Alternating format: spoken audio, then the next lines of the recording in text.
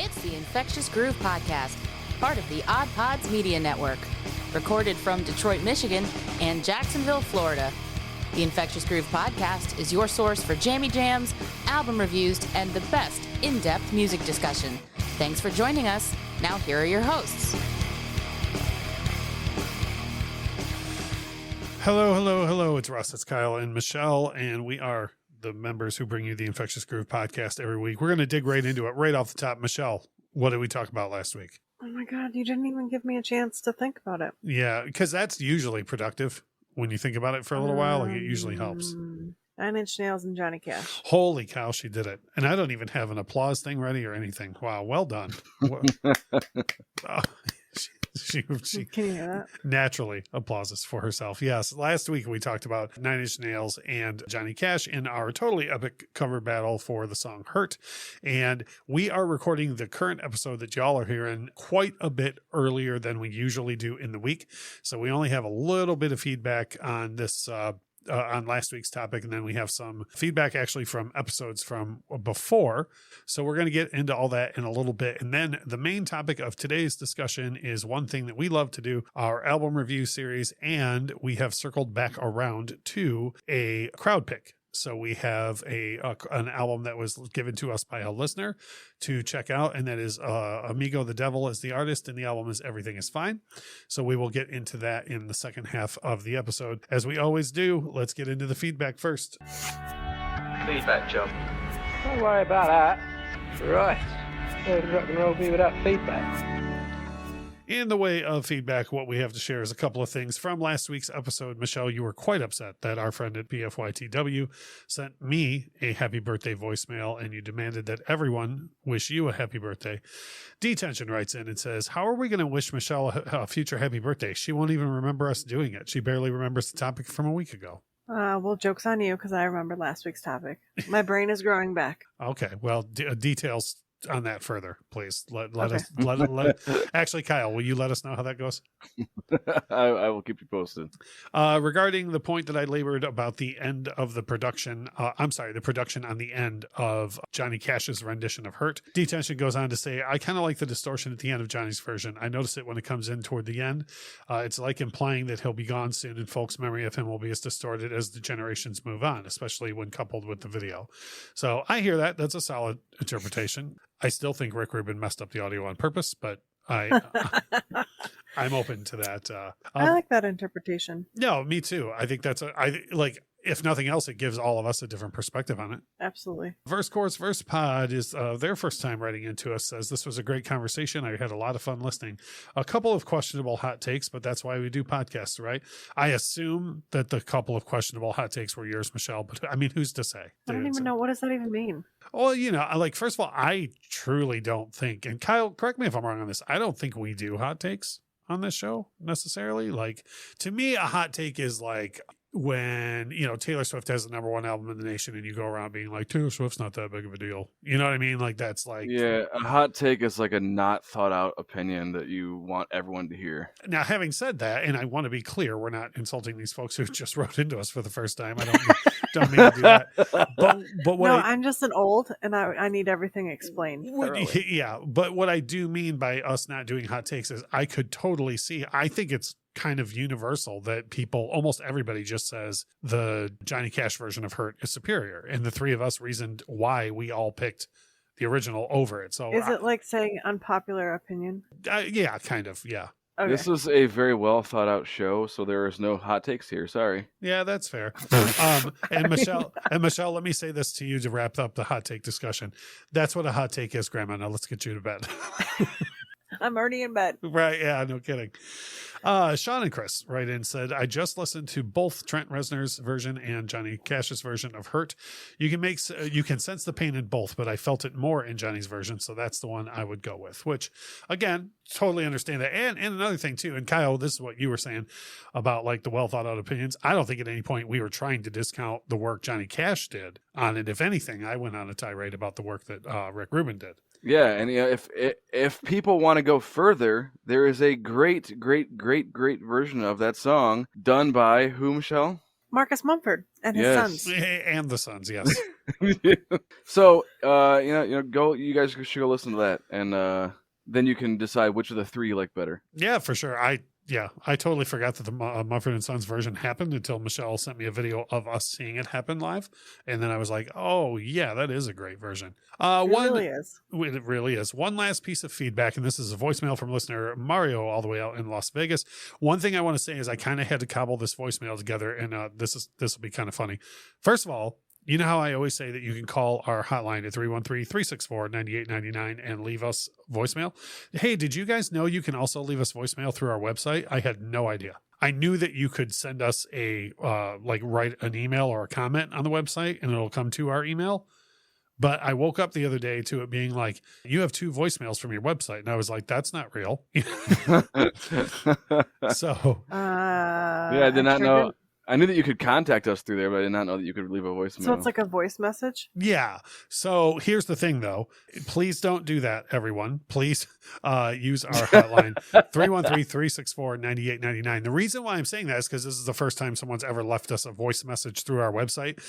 And I had to cobble it together because the audio quality on parts of it were really bad. And I can tell that it wasn't the caller's reception, it was a digital issue. So real quick, one thing that I left out of the middle was, that's going to be left out of this voicemail is he went in depth about why he likes the Rolling Stones version of Sympathy for the Devil versus GNR, but he went on to praise the GNR version quite a bit as well. And one other thing, Kyle, he really wanted you to listen to the Motorhead and Jane's Addiction versions and see what you think. So just if you have a chance, Kyle, to play those sometime and share your opinion on those, the listeners want to hear it. So I love me some Motorhead. People say it's good. I just haven't heard that version yet. So after all that lengthy setup, here is a voicemail from Mario. Hey, it's Mario. For Songs of the Summer, I'd probably define Songs of the Summer as those songs that just take over summer, right? The videos everywhere, you're hearing on the radio everywhere, it's being played in public venues everywhere, your friends are playing in their car trying to go somewhere, it's being played at the parties or the barbecues or whatever. It's just, you can't kind of shake it, but it's so catchy and so fun that everybody enjoys it, no matter how maybe some people see it as corny or gimmicky or comical or whatever it might be. But ones I think you guys might have forgotten, if you guys said this one, I apologize, but Glenn, Steal My Sunshine, that took over a summer for sure. LFO, Summer Girls, I mean, that took over multiple summers. And then more recent ones is Carly Rae Jepsen, Call You Maybe. That same thing, that was everywhere. Me and some friends went to see the Tigers play the Cubs in Wrigley Field in Chicago, and after the game we went to the bar, and that song came on the jukebox, and it's a bar full of people that just left the baseball game. Bunch of older guys, bunch of younger guys, their girlfriends, their wives, stuff like that. And everybody is singing it at the top of their lungs. And it's just a group of people that you maybe not would think would enjoy that song that much, but it was huge. But that's just a couple of examples that I had for Songs of the Summer. Oh, and one last thing. I wanted to give kudos to your head engineer, Russ, for just keeping the podcast sounding absolutely excellent. It sounds better now that you guys are in different states than it did when you guys were in different homes in the same city. I don't know how that worked out, but great job, guys. So what's funny about that is I don't know why that is either. The optimal sound for the podcast was when all 3 of us were together at the same table, right? And then a little time before I moved, we went to remote and we were using the same software as we are now. But Mario's not the only person to say that since I moved down here, the 3 of us sound better than we did when I was there, which is crazy. It's because I got this thingamajigger. Is it because you turned your headset around the right way? I turned my headset around the right way, and I got a thingamajigger that I've been telling you we needed since the first time we had to record at home, and you were like, it's fine. Real quick, when you say you got the thingamajigger, you mean I ordered it, paid for it, and sent it to your house? With our money. Oh, yeah, with all that Infectious Group podcast money. Yeah. Which, I would like to say... excuse me one second, Kyle. Patreon.com/Infectious Group podcast. Yeah. Go on, Kyle. What the fuck pod page? I highly doubt Mario was in a fucking missile silo recording that voicemail. Yeah, for sure. So please, once again, and thank you for the prompt, Kyle, 313-364-9899. Now, I will say, though, Mario told me offline that he went to our website to look for the phone number to call, and couldn't find the phone number on the website. So I updated our website to have the phone number now. But while he was there, he was like, well, I'll just leave a voicemail through here. So nobody else do that. Call 313-364-9899. Michelle, you looked like you had something to contribute. I was going to say somebody dropped the ball. Oh, yeah, that was absolutely me who dropped the ball. Yeah, as a matter of fact. Moving right along. Our jammies. For me, my jammy jams consist of pretty much 2 songs this week, and this is one of those things where they both just got stuck in my head, and there's no way to get them out. One is a very, way more recent song than the other one. The band Muse, who many, many people like for many, many songs. The only song that I've ever truly enjoyed by that band is a song called Madness. And I love everything about that song. I love the lyrics. I love the harmonies, the way the drum machine is used perfectly. It has, honest to God, my favorite guitar solo I've heard in the past 10 years in that song. And it's super simplistic. Don't get me wrong. It's not like shredding or anything like that. It's nothing I would put on. Michelle, halfway through the solo, you wouldn't be like, that's just noise. It's melodic. It's not ripping, for no reason whatsoever. So anyways, Muse, Madness is one for me. The other, and I mean, everyone knows this is a jam, but somehow I keep getting this song stuck in my head at least once per day. And that's Burning Down the House by the Talking Heads. Yeah. Why is there laughing?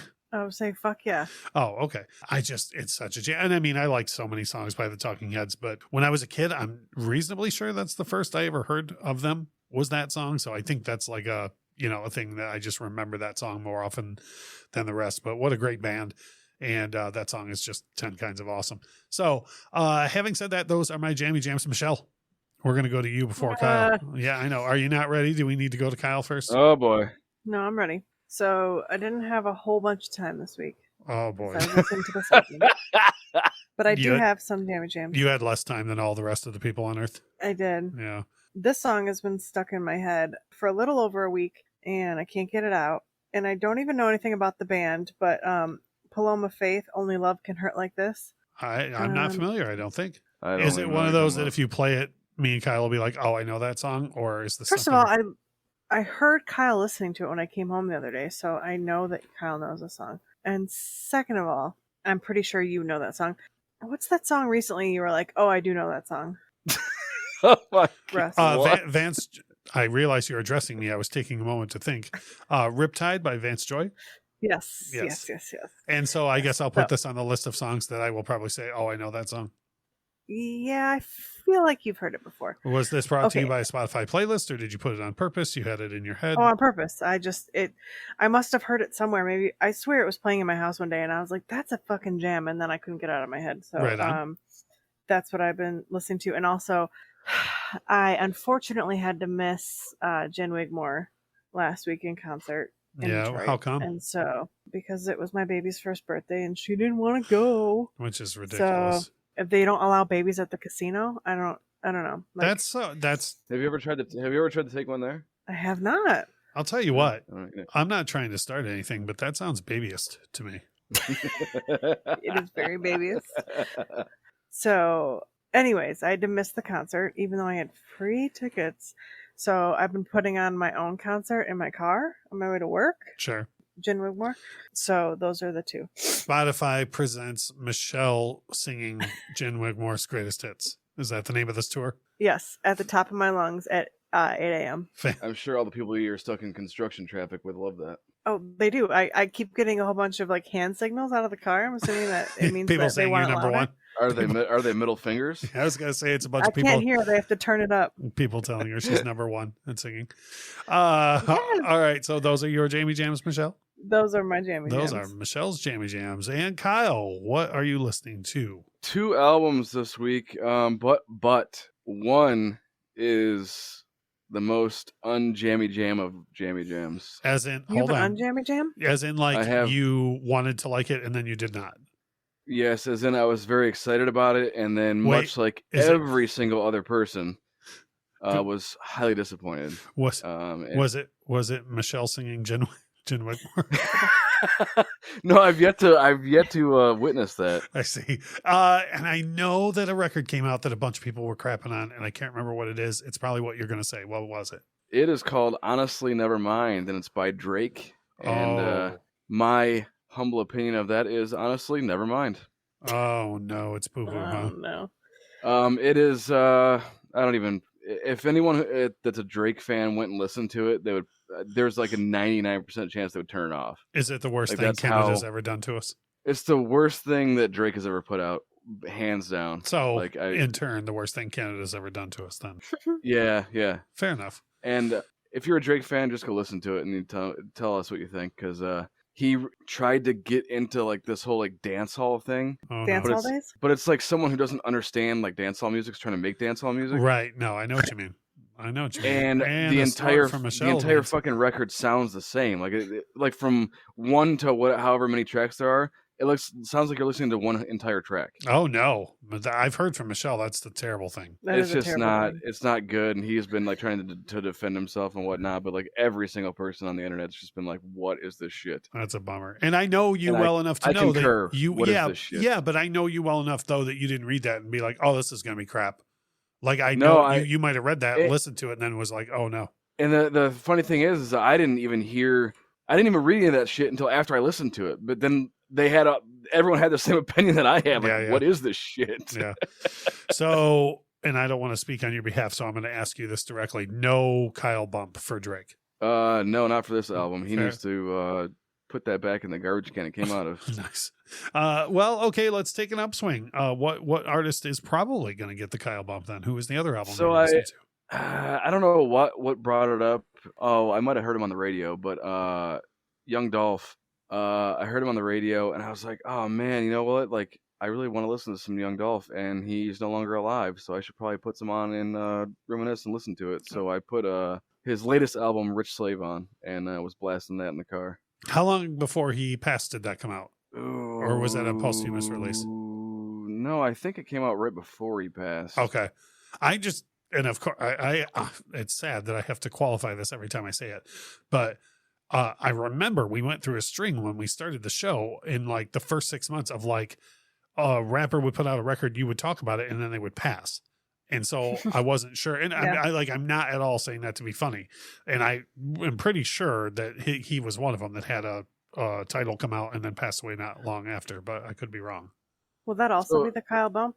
Like they got bumped off? Oh, good Lord. It says this Good album came out in God. 2020. I think he was killed this year. Okay. So this And, came out before he passed. And Yeah. pardon me, what was the name of the record one more time? It's called Rich Slave. Rich Slave. Okay. And so that at least made up for the what you're telling us is the trash bag that Drake put out. Yeah, and I really hope that so supposedly Drake has got some more stuff in the can. Literally, probably the can. Yeah. So that he's going to be releasing soon. So I'm curious to see if it takes an upswing from what literally just happened. Right on. Well, I sure hope so. And I know that all three of us have been listening to a particular album this week because we have an album review for this week's topic, and it was given to us by a listener. So I'm going to take us to a quick break. When we get back, we are going to jump into our album review, which is going to be the album Everything Is Fine from the artist Amigo The Devil. We'll be back in a couple seconds. You're listening to the Infectious Groove podcast on the Odd Pods Media Network.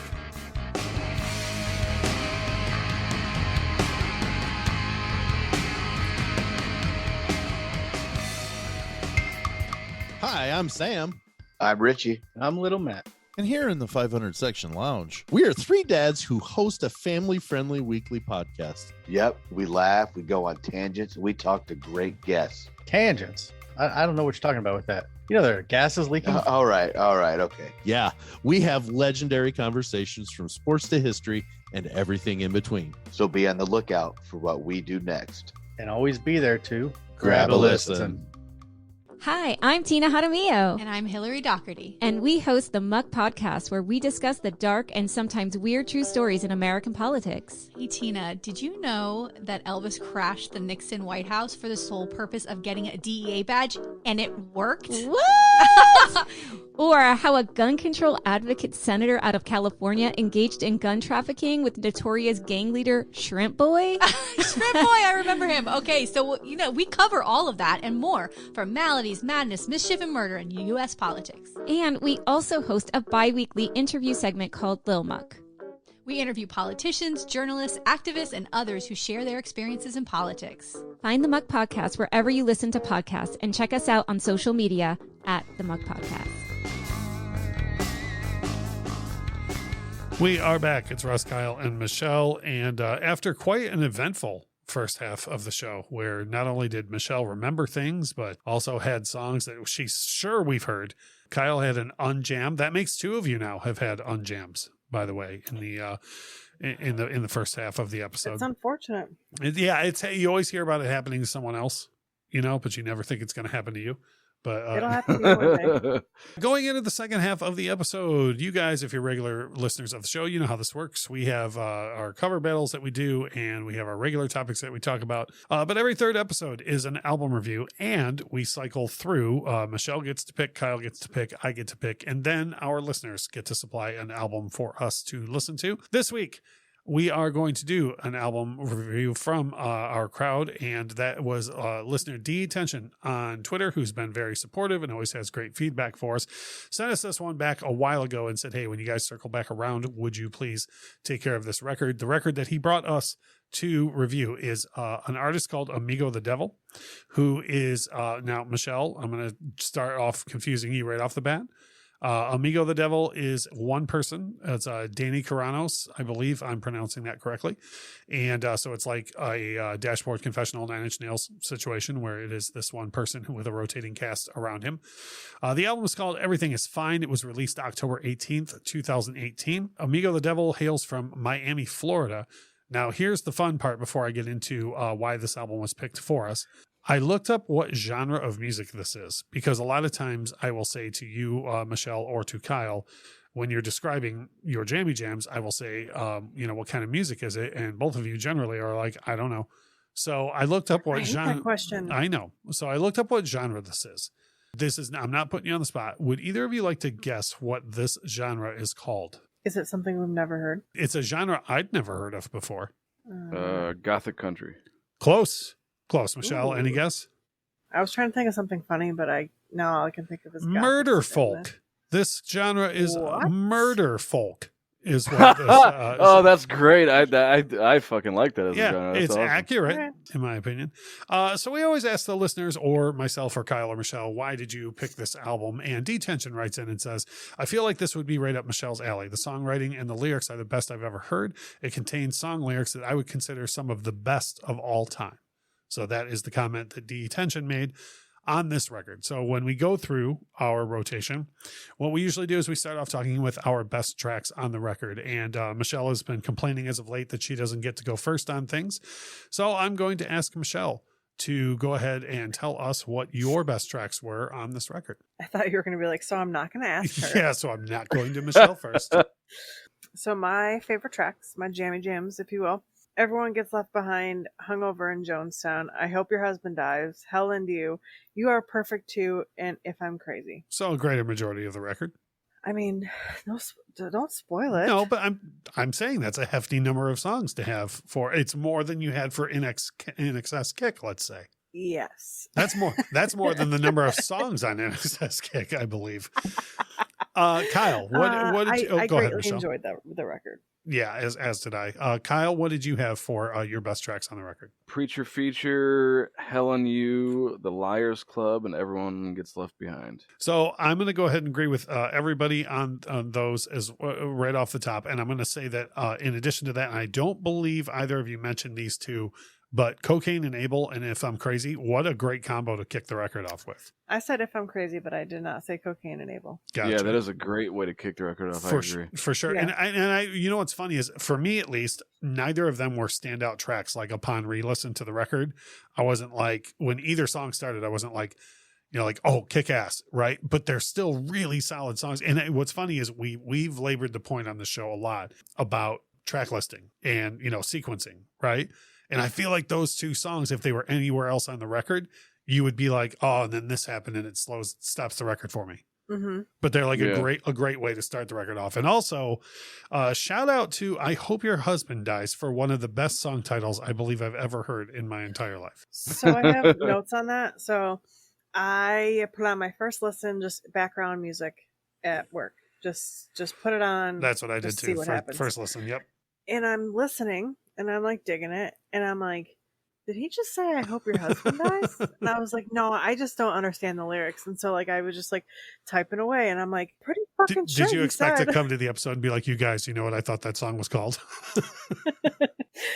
And so I look at the title track and I'm like, sure shit. He said, I hope your fucking husband dies.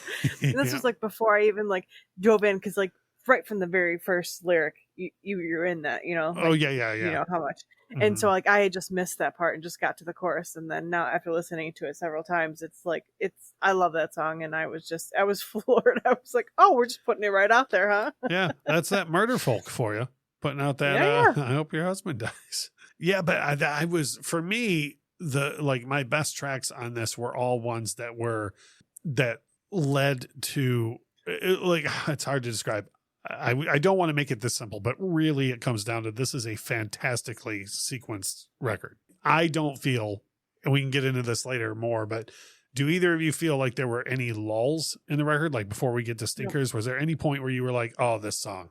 Do you feel that way about the record? Like everything just kind of flowed right into the next thing very well? Yeah, I feel like this record is like perfectly orchestrated. Yeah, I agree. So having said that, we do always ask if there were stinkers, and I don't know, we'll go in reverse order this time, and I'll tell you guys, none that I could hear. There was nothing for me on here that I do have critiques of the record that I'll get to later when I share my overall score for the album, but there like I just said a minute ago, there was nothing on this that I was like, oh, this song, like, oh, I gotta wait through this to get to the next thing, you know. At least for me there wasn't. Kyle, did you have anything that maybe wasn't outright a stinker, like wasn't Pharrell happy level for you, but was there anything on the record that you just outright didn't like or didn't sit well with you? No stonkers. I love this entire record. Right on. Say that. Honestly, the further the record went on, I was like, I don't know if Michelle's going to dig this, but I know Kyle's going to. Like, you know, it's funny that you mentioned that, because based upon what Detention had said, I was like, okay, well, if it's going to be like some emo shit if like Michelle's going to like it or whatever, be into it. So I put it on and I'm listening and I'm like, oh my God, I love this, but Michelle's going to hate this. Yeah, there was some concern. I was more like, I don't know if she'll love it or hate it, but I know Kyle's going to like it. So yes, 100%. Michelle, so I'm just saying that some person on the internet knows me better than the two of you. That's very possible. Yeah. There's no stinkers on this record. There are parts of songs that I didn't particularly jive with. Sure, I hear that. But it wasn't enough to make the whole song a stinker. Like little squeakers that don't stink all the way. Yeah, they were just like accidental squeakers. A vivid description of what could be known as a partial stinker or an almost stinker. Like when you go to sit down and like one just flies out on accident. You got a lot of experience with that, huh? Yeah, and then you're just like, oh, I just moved the chair. There were what you're saying is there's a couple chair movers on here. There's a couple chair movers on here. Moving. But like ahead. I said, not enough to make a whole song a stinker. And actually, one of the biggest squeakers was on one of my favorite songs, "Helen You." Mm-hmm. There's a part at the end where I don't know if it's like a gospel singer or something happens in the background and it's like a chant, and I'm just, every time I'm like, what in the fuck is happening? But it only lasts for like maybe 20 seconds and it's like not enough to ruin the song. And it actually is one of my favorite songs. Yeah, I mean, they didn't go on for like a minute or some egregious amount of time that would really set you off. Yeah. But that was no stinkers. So as we move into open discussion on this, here's my thing. When I come into a new artist or new to me artist, one of the things for me that's very important is I like to see if I can discern who their influences are or what made them write this record. And so I would like to discuss that with you guys in open discussion and see if you feel the same way I do, or if you don't, who you heard as maybe influencing this record. For me, immediately when I heard the first couple of tracks, the first things that flew into my head was, this gentleman has listened to a lot of Leonard Cohen and a lot of Tom Waits.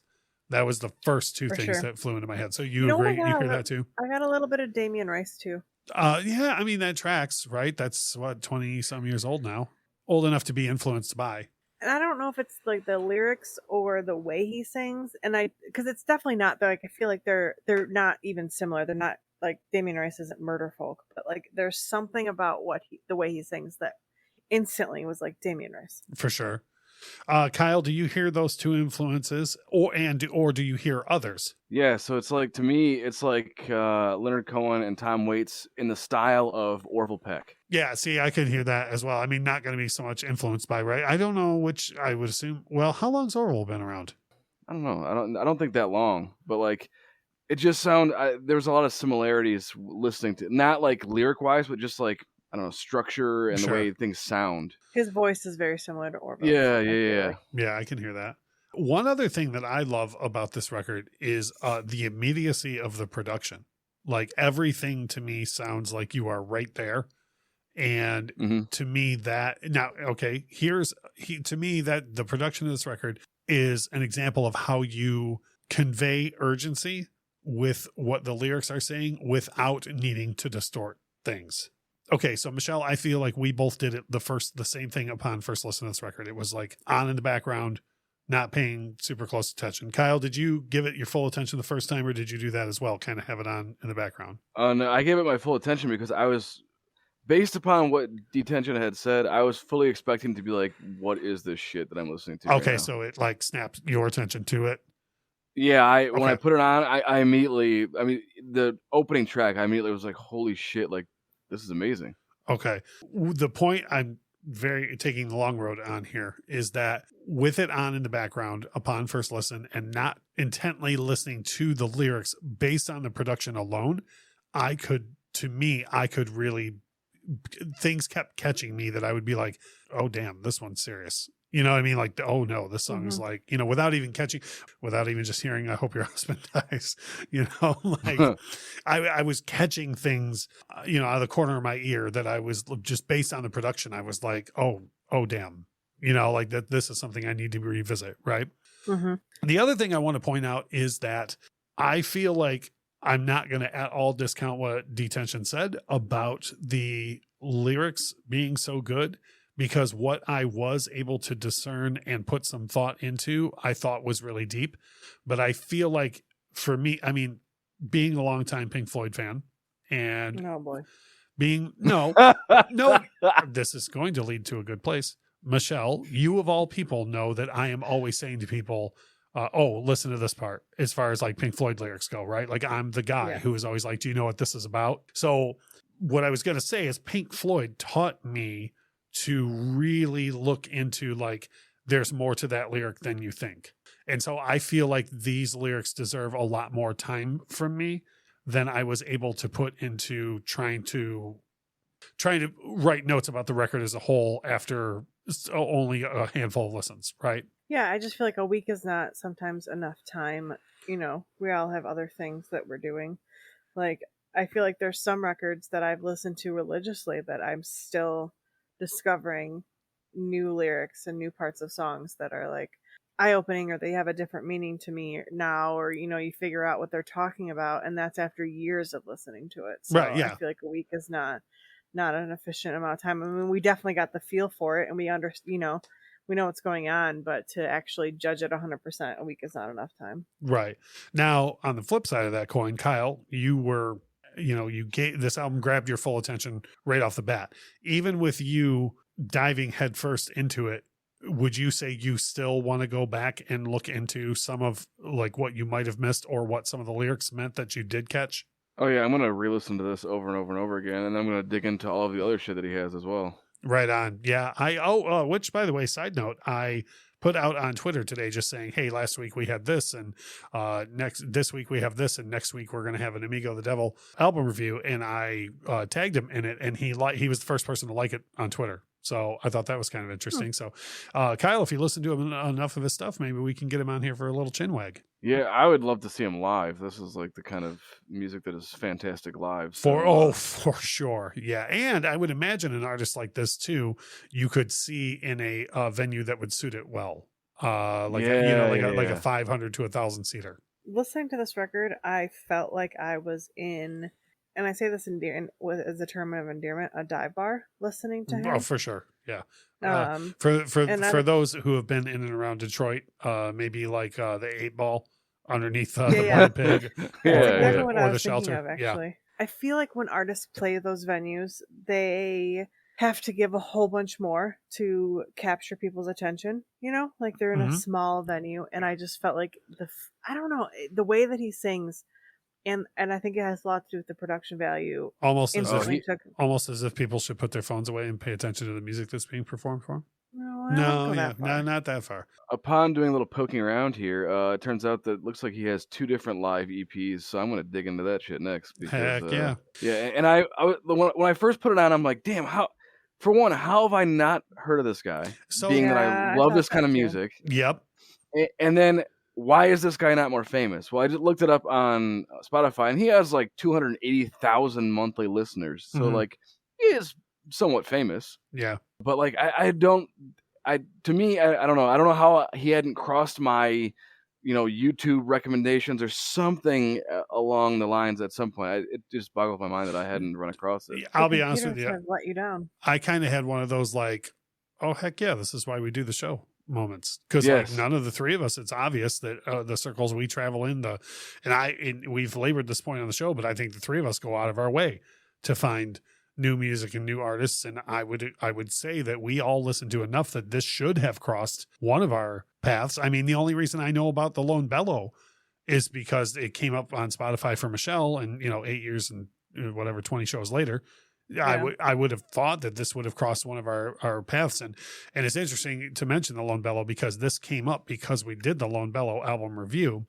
And Detention said to us in his original message, the Lone Bellow album review got me to thinking, and then he passed this on to us. So for me, this is one of those, I mean, we've done some awesome interviews on this show, and I don't discount any one of them. But for me, coming into an artist and an album like this is one of the like amazing things that comes from the show in the first place, right? No, what's also crazy, I was just looking at the like fans also like, these kind of bands or whatever. Mm-hmm. And there's a bunch of bands that I listen to, and the ones, so like I literally have no idea how this never got put in the rotation. Right. Yeah. But I am so fucking glad that it did. Yeah, absolutely. I guess score one against the algorithm, right? Yes. And I thought for sure, I was like, I'm not going to like this record. You don't know me. You can't tell me what to do. However.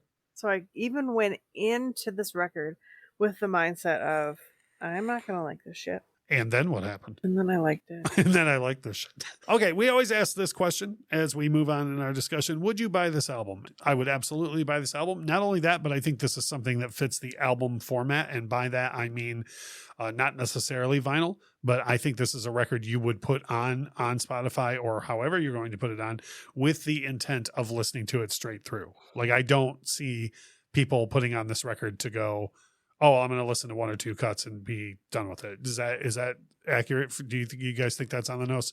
I 100% agree. Kyle, you not only would I buy this record, I am going to actively look and see what of his is available on vinyl. So I have good news for you in that realm. Check this out. I went on Amazon today and I looked. This album is less expensive to buy on vinyl than it is on compact disc. What? Yep. Huh. You can get it off of Amazon for $19.98 on vinyl, or you can get it for $34.99 on CD. So does he have? Is there more than just this album? I only looked. That's all I looked at today on just because specifically I was looking like if you were going to buy this, because sometimes it does come up between the three of us like, oh, is this on vinyl or not? So I looked up this one specifically, and then it was just a byproduct that I saw that the vinyl was almost half the price of the compact disc. So. But at least that one for sure. And I would tell you, Kyle, go to Discogs instead of Amazon because that's going to be more accurate representation of, like, look him up as an artist. And Discogs will tell you more accurately what is available on vinyl because Amazon sometimes is like, well, we don't have it, and it's like, okay, yeah, but I'm asking. I'm asking if it exists. So, Kyle, yes, you would buy this record. Michelle, you going to just keep streaming this, or maybe you're going to use that gift card that's burning a hole in your pocket? Oh, I'm just going to listen to Kyle's copy. But I'm just kidding. I would purchase it though, but we don't need to. Right. But were Kyle not, let's say Kyle gets himself kicked out one day and you need your own copy. Would you go buy a copy of this record? Yeah, I absolutely would. And I'm going to also look into more, begrudgingly look into more. Oh, I know. Music. Yeah, I know. There's nothing you like less than being told what to do. And you were told to listen to this record. So I know. It's the one time. Yeah, I just want to also note that he was like, hey, I think you like this record. It's right up Michelle's alley. And it was. And you've been trying for months to pick a record that you think I'll like. I've been trying for months to pick a record that you would tolerate. There's a difference. That is true. I on purpose chose a Pink Floyd record that I thought you would at a bare minimum tolerate, because every time the subject comes up where I say you don't like Pink Floyd, you're like, no, I like Pink Floyd. So I've been trying to get you to listen to some Pink Floyd that you will rate well, and it has not happened yet. The day is coming when I'm going to pick all 26 tracks of The Wall for review. And I'm just telling you that's going to happen. I've taken the long road. I've done everything I can to ease you into this, and it's not happening. All right. I will say that I would have never in my life thought that you would have liked this record. So you guys don't even know me. I will say, now hold on. I will say I didn't think you wouldn't. I just knew Kyle would. Do you know what I mean? Like, I didn't listen to it and go, oh, Michelle's going to hate this. I was like, well, geez, I don't know how Michelle's going to feel, but I know Kyle's going to love this. Yeah, he was pretty thrilled. Yeah. I will say that I was just looking up some of his like merch and records and stuff, and a lot of his stuff he does like he has one that says Amigo the Devil, and the shirt is called The Leader, and it has that weird that super terrifying record of his face on it. Yeah. But it's supposed to look like Charles Manson. Oh yeah, I know what you mean. So he does like a bunch of like like serial killer type references and all of his merch and stuff. It's kind of cool. Right on. We always ask if you would recommend this record. Kyle, we'll start with you on this. I have to assume your answer is yes, but would you recommend this record? 100%. That's a 100% from Kyle. Michelle, would you tell people a story about how no one knows you and you got told, nah, I didn't even want to, or would you just say, hey, you should listen to this? It depends on who was asking, but yes, I would. Yeah, that story would definitely come first. Yeah. So, Michelle, it's interesting you say it depends on who's asking, because my short answer is definitely yes, I would recommend this record. But you know who I would recommend it to mostly?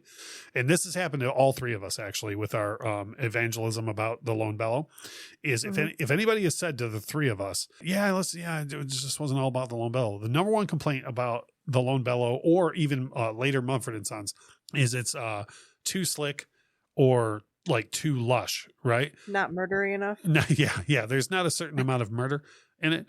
And if I was to say to someone, oh man, you got to hear the Lone Bellow, and they said, yeah, the harmonies are cool, but it's just a little slick. It's not my thing. I would be like, okay, try this then.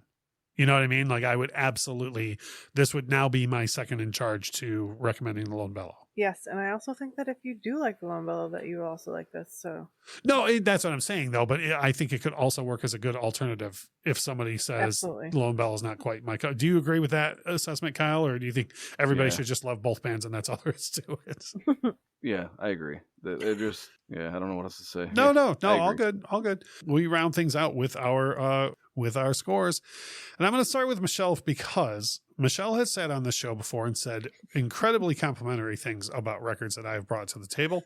She's done it to Kyle too. She's done it to other listeners. She said incredibly complimentary things, and then when we get to her score, she's like, okay, a 4, and here's why. After she just said a bunch of nice things. So we're going to start with Michelle first, because I'm incredibly intrigued to find out where this record falls for you on a scale of 1 to 10, with 10 being the best. Michelle? 7.5. 7.5. And I have to go back through the archives, but I think that's your first half. What points are you deducting on the record? The songs that I like, I really enjoyed, and there's no stinkers on the record. And I will continue to look into this, but there wasn't a certain je ne sais quoi. There was not something that what the French call a certain, I don't know what. Yeah. That when I hear the Lone Bellow, there's like this spark that goes off in my brain that's like, you need more of this, right? Consume more of this. So that was one. It's also 50 minutes long. Mm-hmm. So that was another one. Yeah. But the spark thing for me is, like I said, I don't dislike it, and I do plan to look into more of it, and I would love to see them in concert, and maybe that'll change my mind on the band and like in general and make everything a little bit more. But it was just, and I can't put my finger on it, it was just missing something. Right. For me personally. No, I get that. I get that. Kyle, is it possible that you found what your first 10 record is? 9. Okay. So you still don't know what a 10 is? I still don't know that this is a hell of a lot of what I like. I'll tell you that. Just searching my recent memory, this puts this record in the discussion with along the lines of In Excess Kick. Like you're revering this record quite a bit. Yes. Right on. Okay, so here's what I did. I'm a half point lower than Michelle. I am at a 7 out of 10 on this record, and here's why. I have 2 reasons. Number one, as many awesome things as I said about this record, I would have to be in exactly the mood to put this on. Like, I 100% agree. I would have to say, I'm in a bad mood. Let's get some Murderfolk in here. You know what I mean? Like, yeah, you're right. Yeah. You know what I'm saying? But now that's just me. Now, Michelle, this is kind of a peek behind the curtain. You've probably dealt with this more than anybody I know. I'm an emotional person. Like I get really moody and stuff. People don't hear it on the show, but this is true. And for me, this record could swing my mood way the wrong way if I wasn't already in the mood to listen to it. So, correct. And yeah. I feel like for you and I, there's not that one single. Like there's not the one song that's like catchy and upbeat and you can just like get down to it. And like, even though maybe the rest of the record is a little murdery, there's not that one happy, I don't know. I'm not saying that because I don't want to say that like he should do that because that's not his jam, but there's just not that for me. Like for sure. Yep. So. And then the other thing that took it down a point for me, and I can't really explain this exactly right, but Michelle, you touched on it with it being 50 minutes. Now I realize that's not a long record. I mean, 50 minutes is, the average length of a usual vinyl LP is like 44, 46 minutes, somewhere around there. So we're not out of the realm of possibility for this, being a good length for a record. But I just felt like maybe like at least a song or maybe 2 could have been cut, not for quality, just to make the whole thing move along a little faster. And that comes after I already said earlier that I think all the songs go well together and everything. So this is strictly a me thing that I think I like, maybe a couple of songs could have been held for the next project or something. Right. Yeah. I just feel like there are some songs that, like I said, weren't stinkers, but they didn't do much for me and like maybe trim the fat a little. Yeah, I mean, at least that's how I felt. And for Kyle, this is a fat-free production, right? Completely fat-free production. He would like more. He would like this record to be longer. Yeah, I would not complain if it was longer. I'll tell you that. Right on. Well, that wraps up our review, and I am excited about this because when I started listening to it, I thought, this was aimed at Michelle. I know Kyle's going to like this. Boy, I sure hope I really like this record, and I ended up really liking it. And I think we had a great discussion about it too. And I think for me, this is so unique that the 3 of us are all getting to discuss something we'd never heard of before this was brought to us, which I think is awesome. I think it's kind of exciting. Yeah. I mean, we did a whole episode about being music snobs and how we all try to avoid it. And I'm a work in progress with that. And we listen to a lot of stuff, and for us to have never heard this, I think was a big thing to take on with what a massive record that this is. So hopefully Detention was happy with our review, not just because we said positive things about it, but that we did give the record a good in-depth listen. And if you are a newer listener to the show or a longtime listener, remember that when we do come back around to album review episodes, we'll cycle through and we will have another slot open for audience picks. So we'll get back around to that. And if you are the artist, Amigo the Devil, and you're listening to this because I tagged you on Twitter, hopefully you're not mad at us. And you appreciate some of the things that we said, and Kyle would like to chat with you. So we would love for you to get a hold of us. Just don't leave us a voicemail on our website, 313-364-9899, or just email us right at infectiousgrouppodcast.com. Or I'm sorry, infectiousgrouppodcast@gmail.com. Next week, we are going to be back to one of our like regular general discussions. And I think records like this can come into it to a certain extent. We're going to have that topic that everybody keeps saying every couple of weeks or every couple of months or every couple of years since about 1955. Somebody says that rock is dead and rock and roll is over. And now really within the past 10 years, that discussion is really ramped up and it's been lingered quite longer than it used to. So we're going to get into that discussion ourselves and talk about if we think rock is really dead or what's happening with it, or if people keep genre hopping, if that's going to somehow keep it alive. Should be a fun discussion. But like we always say about this time Without music, life would be a mistake. Bye. The Infectious Groove podcast is hosted by Russ Robinson, Kyle Wimple, and Michelle Casalecki. Produced and edited by Russ Robinson. Intro and outro music composed by Chris Kimmel. Recorded with a Rode Podcaster Pro and Rode Pod mics.